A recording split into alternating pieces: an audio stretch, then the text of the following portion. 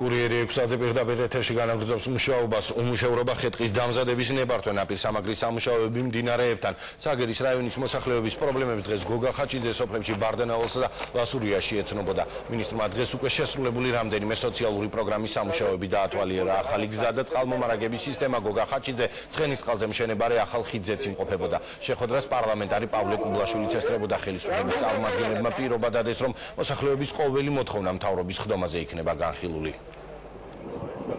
იყო მოწოდებული, ასე ვთქვათ, რამდენიმე კონკრეტული ინიციატივა, რომელიც მე ვფიქრობ, რომ გასათვალისწინებელია, გასაკეთებელია და მთელი არსი ალბათ სახალხო დიალოგისაც ეს არის, რომ განაჩვენ მოვიფიქროთ რაღაც პრობლემა და მოვაგვაროთ. არამედ უშუალოდ აი პრაქტიკაში შექმნილი, რეალობაში არსებული პრობლემები მოვისმინოთ.